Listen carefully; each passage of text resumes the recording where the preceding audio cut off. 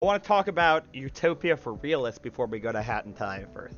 So, Utopia for Realists is a fantastic, fantastic book. And I get nervous about talking about Utopia because I feel like whenever I mention the word Utopia, immediately people go, oh, we'll never achieve that. That would be a perfect society. We don't have that, blah, blah, blah, blah. All these reasons that Utopia can't exist. Utopia for Realists is how we can achieve Utopia in starting tomorrow, starting this month, starting this year, and how we can get things like a 15-hour work week, open borders, universal basic income. Utopia's a sign of the devil. Yeah, it says fucking your alt-right, your friendly neighborhood alt-right Christian organization. Um, but I want to do a bit of a reading of this on here, and I'm only going to read the first chapter. So if that doesn't interest you, thank you for being here. Please drop me a follow on your way out if you haven't already. Really appreciate it. We'll be back to more hot news and spicy takes soon. But if this does interest you, we're only going to read the first chapter. It's like 20 pages. And I think we're going to be reading a chapter each stream, and then we'll move on. Whenever I hear Utopia, I think about Fruitopia and how the world has missed it since 2003. Dude, facts. I actually really fucking miss Fruitopia. I'm gonna pull up some Fruitopia. I used to see all those vending machines, and it always sounded so fucking good. And targeted teens and young adults. Yeah, dude, look at that shit. Look at that shit. Oh, dude. Oh, dude. That takes me back. Tangerine wavelength. Cranberry lemonade vision. Oh, dude, I miss Fruitopia. Oh, dude. I'm sure we'll get a resurgence at some point. They brought back Surge, right? Okay. Contents. Chapter 1, The Return of Utopia. We start with a quote from Oscar Wilde. A map of the world that does not include Utopia is not worth even glancing at, for it leaves out the one country at which humanity is always landing. And when humanity lands there, it looks out and seeing a better country sets sail. Progress is the realization of utopias.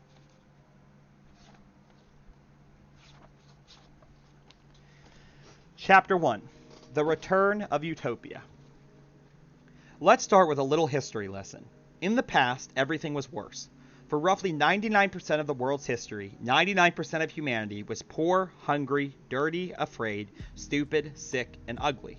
As recently as the 17th century, the French philosopher Blaise Pascal described life as one giant vale of tears. Humanity is great, he wrote, because it knows itself to be wretched. In Britain, fellow philosopher Thomas Hobbes concurred that human life was basically solitary, poor, nasty, brutish, and short. But in the last 200 years, all of that has changed. In just a fraction of the time that our species has clocked on this planet, billions of us are suddenly rich, well-nourished, clean, safe, smart, healthy, and occasionally even beautiful.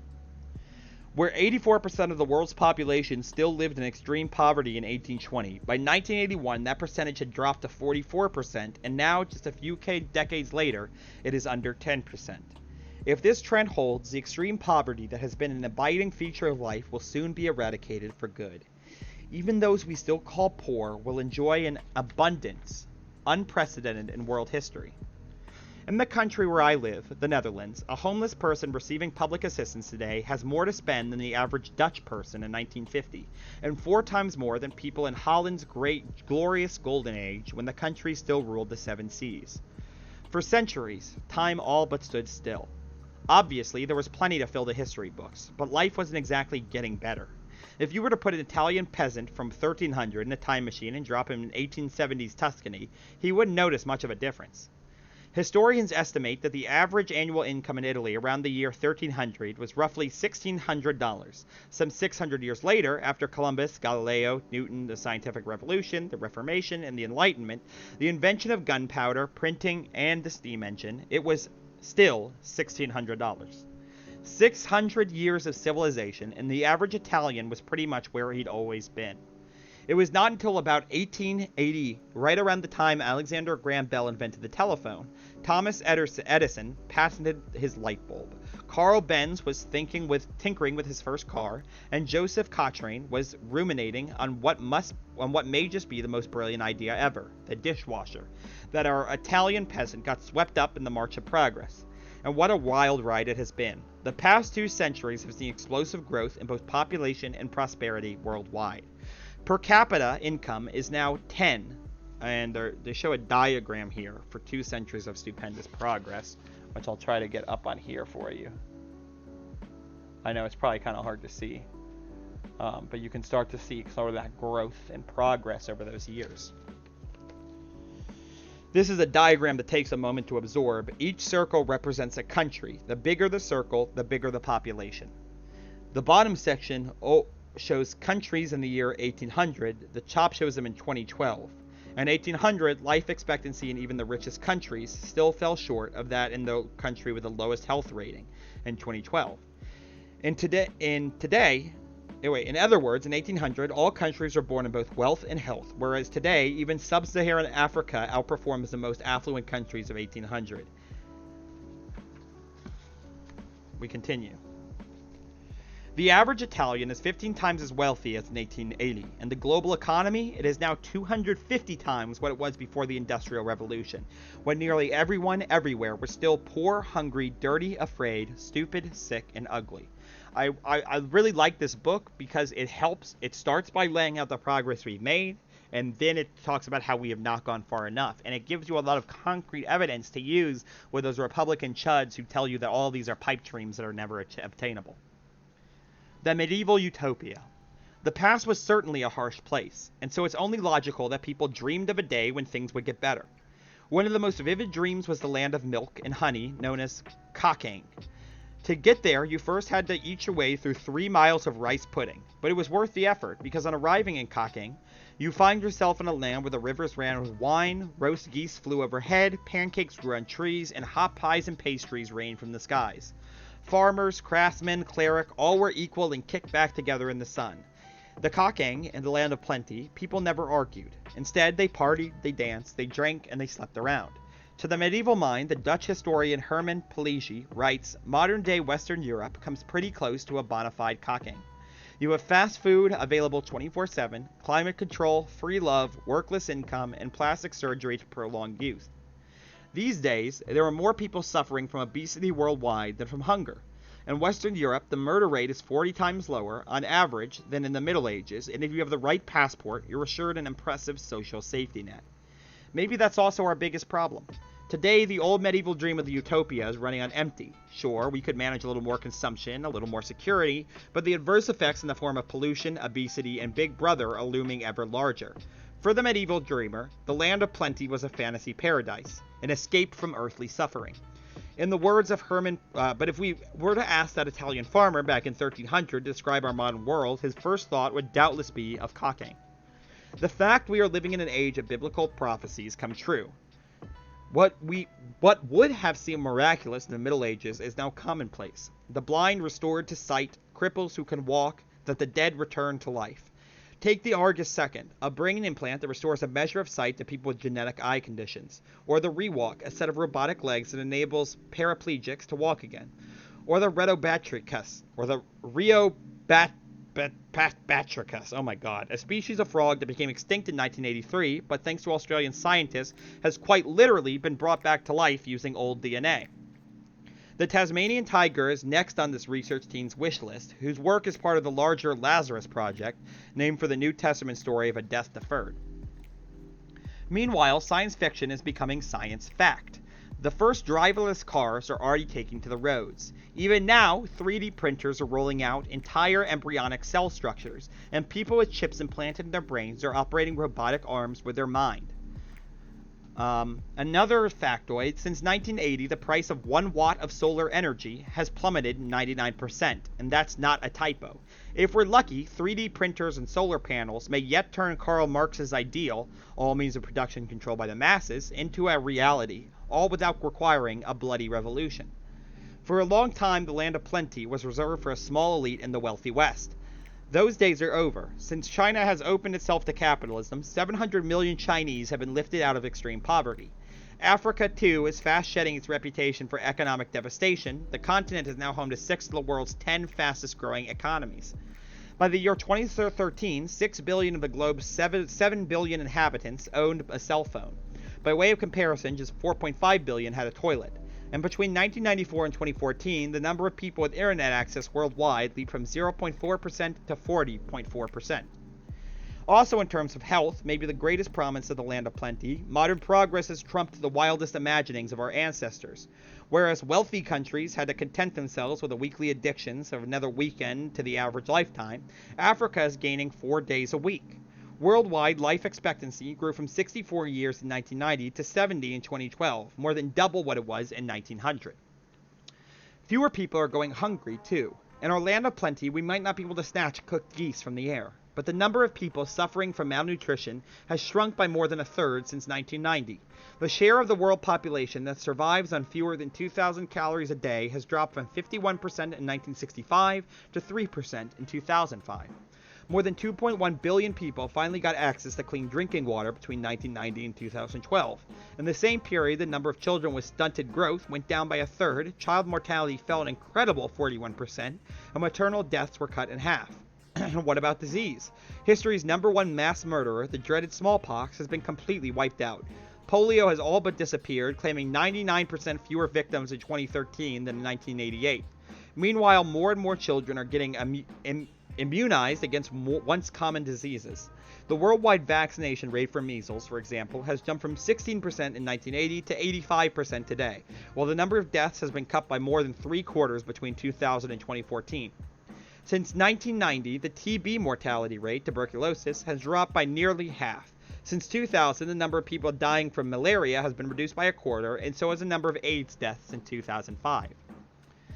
Some figures seem also almost too good to be true. For example, 50 years ago, 1 in 5 children died before reaching their 5th birthday. Today, 1 in 20.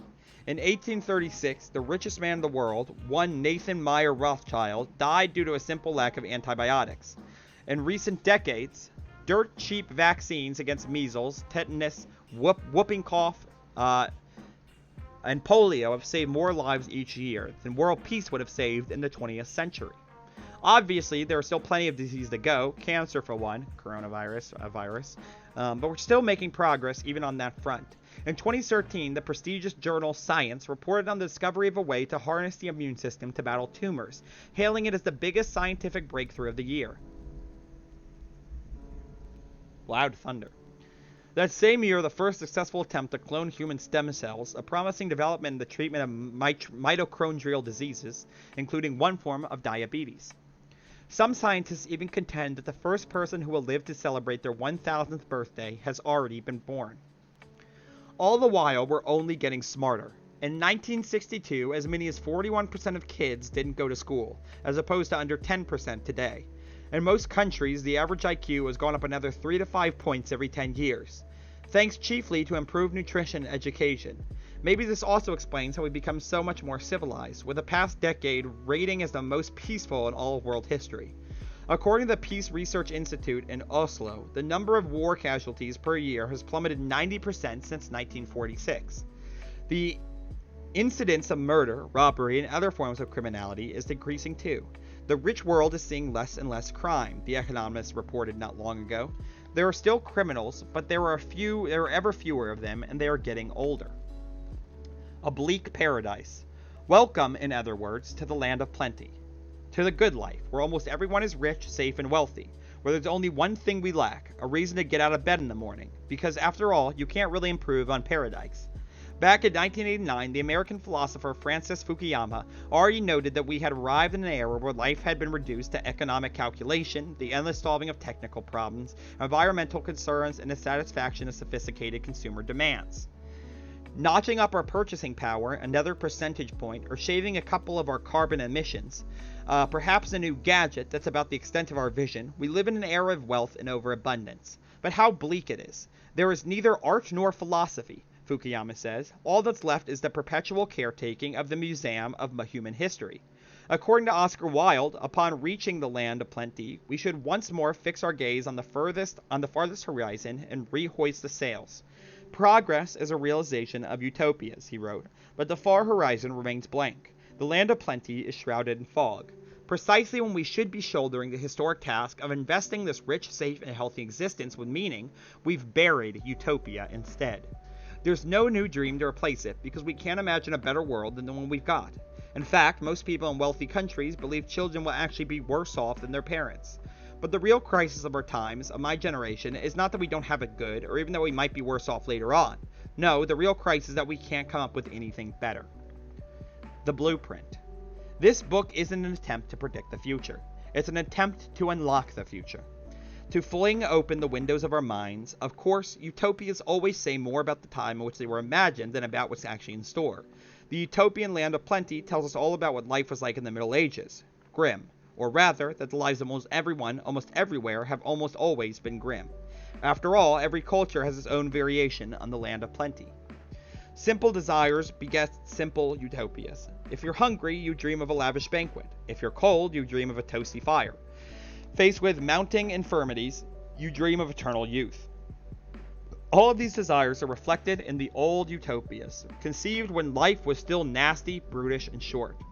The earth produced nothing fearful, no diseases. Fantasized in the Greek poet Telesides in the 5th century BC, and if anything was needed, it would simply appear.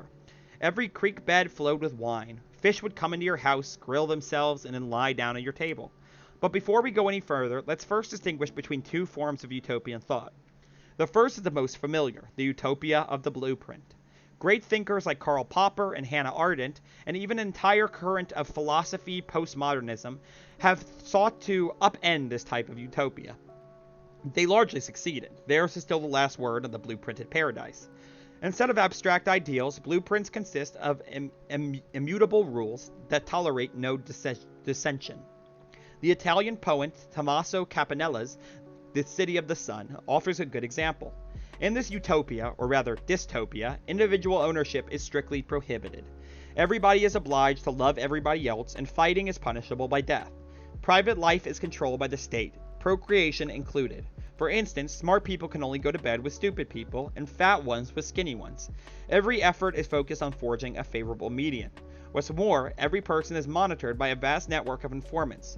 If someone commits a transgression, the sinner is verbally browbeaten until they are convinced of their own wickedness, and freely submit to being stoned by the rest. With the benefit of hindsight, anyone reading Campanella's book today will see chilling hints of fascism, Stalinism, and genocide. Asking the right questions. There is, however, another avenue of utopian thought, one that is all but forgotten. If the blueprint is a high-resolution photo, then this utopia is just a vague outline. It offers not solutions, but guideposts. Instead of forcing us into a straitjacket, it inspires us to change, and it understands that, as Voltaire put it, the perfect is the enemy of the good. As one American philosopher has remarked, any serious utopian thinker will be made uncomfortable by the very idea of the blueprint. It was in this spirit that the British philosopher Thomas More literally wrote the book on utopia and coined the term. Rather than a blueprint to be ruthlessly applied, this utopia was, more than anything, an indictment of a grasping atrocity that demanded ever more luxury as a common people lived in extreme poverty. More understood that utopia is dangerous when taken too seriously. One needs to be able to believe passionately and also be able to see the absurdity of one's own beliefs and laugh at them, observes philosopher and leading utopia expert Lyman Towers Sargent. Like humor and satire, utopias throw open the windows of the mind. And that's vital. As people and societies get progressively older, they become accustomed to the status quo, in which liberty can become a prison and that truth can become lies. The modern creed, or worse, the belief that there's nothing left to believe in, makes us blind to the short-sightedness and injustice that still surrounds us every day. To give a few examples, why have we been working harder and harder since the 1980s despite being richer than ever? Why are millions of people still living in poverty when we are more than rich enough to put an end to it once and for all? And why is more than 60% of your income dependent on the country where you just happen to have been born? Utopias offer no ready-made answers, let alone solutions, but they do ask the right questions. The destruction of the grand narrative. Today, sadly enough, our dreams can't even begin before we are woken up. According to the cliche, dreams have a way of turning into nightmares. Utopias are a breeding ground for discord, violence, even genocide. Utopias ultimately become dystopias. In fact, a utopia is a dystopia. Human progress is a myth, goes another cliche, and yet we ourselves have managed to build the medieval paradise. True, history is full of horrifying forms of utopianism, fascism, communism, Nazism, just as every religion has also spawned fanatical sects. But if one religious radical incites violence, should we automatically write off the whole religion? So why write off the utopianism? Should we simply stop dreaming of a better world altogether? No, of course not. But that's precisely what is happening. Optimism and pessimism have become synonymous with consumer difference or confidence or the lack thereof. Radical ideas about a different world have become almost literally unthinkable. The expectations of what we are as a society can achieve have been dramatically eroded, leaving with us the cold, hard truth that without utopia, all that remains is a technocracy. Voters swing back and forth, not because the parties are so different, but because it's barely possible to tell them apart, and what now separates right from left is a percentage point or two on the income tax rate. We see it in journalism, which portrays politics as a game in which the stakes are not ideals, but careers. We see it in academia, where everybody is too busy writing to read, too busy publishing to debate. In fact, the 21st century university resembles nothing to do so much as a factory as do our hospitals, schools, and TV networks. What counts is achieving targets. Whether it's the growth of the economy, abundant audience shares, publications, slowly but surely, quality is being replaced by quantity. And driving it all is a force sometimes called liberalism, an ideology that has been all but hollowed out. What's important now is to just be yourself and do your thing. Freedom may be our highest ideal, but ours has become an empty freedom. Our fear of moralizing in any form has made morality a taboo in the public debate. The public arena should be neutral, after all, yet never before has it been so paternalistic. On every street corner, we're baited to booze, binge, borrow, buy, toil, stress, and swindle. Whatever we may tell ourselves about freedom of speech, our values are suspiciously close to those touted by precisely the companies that can pay for prime-time advertising. If a political party or religious sect had even a fraction of the influence that the advertising industry has on us and our children, we'd be up in arms. But because it's the market, we remain neutral. The only thing left for government to do is to patch up life in the present. If you're not following the blueprint of a docile, content citizen, the powers that be are happy to whip you into shape. Their tools of choice, control, surveillance, and repression.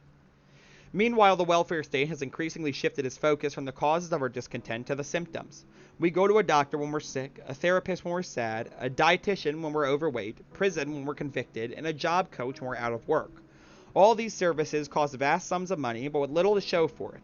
In the U.S., where the cost of healthcare is the highest on the planet, the life expectancy for many is actually going down. All the while, the market and commercial interests are enjoying free rein. The food industry supplies us with cheap garbage loaded with salt, sugar, and fat, putting us on the fast track to the doctor and the dietitian. Advancing technologies are laying waste to ever more jobs, sending us back again to the job coach. And the ad industry encourages us to spend money we don't have on junk we don't need in order to impress people we can't stand. Then we can go cry on our therapist's shoulder. That's the dystopia we are living in today. The pampered generation. We're close, guys. We're close. Just a few more pages. The pampered generation. It is not, I can't emphasize this enough, that we don't have it good. Far from it. If anything, kids today are struggling under the burden of too much pampering. According to Jean Twenge, a psychologist at San Diego State University who has conducted detailed research into the attitudes of young adults now and in the past, there has been a sharp rise in self-esteem since the 1980s. The younger generation considers itself smarter, more responsible, and more attractive than ever. It's a generation in which every kid has been told, you can be anything you want, you're special, explains Twenge. We've been brought up on a steady diet of narcissism, but as soon as we're released into the great big world of unlimited opportunity, more and more of us crash and burn. The world, it turns out, is cold and harsh, ripe with competition and unemployment. It's not a Disneyland where you wish upon a star and you see all your dreams come true, but a rat race in which you have no one but yourself to blame if you don't make the grade. Not surprisingly, that narcissism conceals an ocean of uncertainty. Twenge also discovered that we have all but become a lot more fearful over the last decades. Comparing 269 studies conducted between 1952 and 1993, this concluded that the average child living in the early 1990s North America was more anxious than psychiatric patients in the early 1950s. According to the World Health Organization, depression has even become the biggest health problem among teens and will be the #1 cause of illness worldwide by 2030. It's a vicious cycle. Never before have so many young adults been seeing a psychiatrist. Never before have there been so many early career burnouts. And we're popping antidepressants like never before.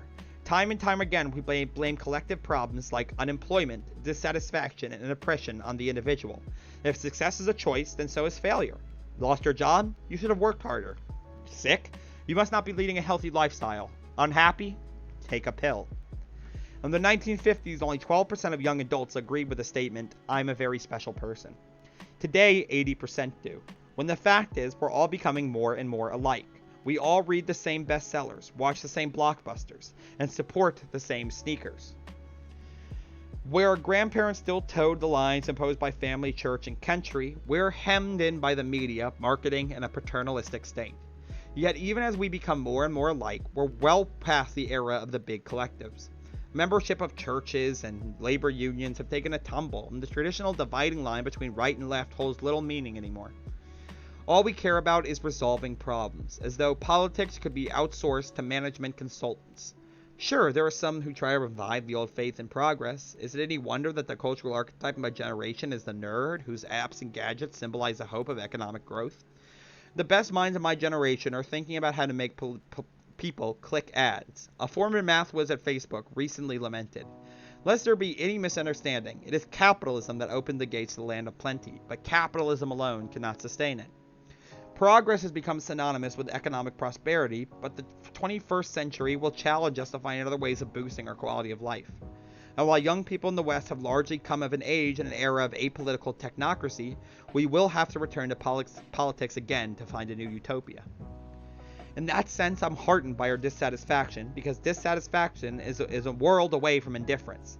The widespread nostalgia, the yearning for a past that never really was, suggests that we still have ideals, even if we have buried them alive.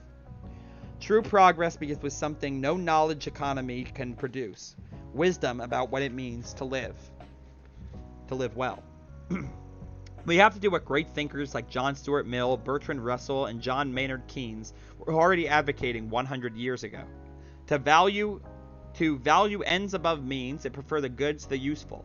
We have to direct our minds to the future, to stop consuming our own discontent through polls and the relentlessly bad news media, to consider alternatives and form new collectives, to transcend this confining zeitgeist and recognize our shared idealism. Maybe then we'll also be able to look again beyond ourselves and out at the world. There, we'll see what good old progress is still marching along on its merry way. We'll see that we live in a marvelous age, a time of diminishing hunger and war and of surging prosperity and life expectancies. But we'll also see just how much there is still left for us, the richest 10%, 5%, or 1% to do. The return of Utopia. It's time to return to utopian thinking. We need a new lodestar, a new map of the world that once again includes a distant, uncharted continent. Utopia. By this, I don't mean the rigid blueprints that utopian fanatics try to shove down our throats with their theocracies or their 5-year plans. They're only subordinate, real people to fervent dreams. Consider this. The word utopia means both good place and no place. That we need an alternative horizons that spark the imagination. And I do mean horizons in the plural. Conflicting utopias are the lifeblood of democracy, after all. As always, our utopia will start small. The foundations of what we today call civilization were laid long ago by dreamers who marked to the beat of their own drummers.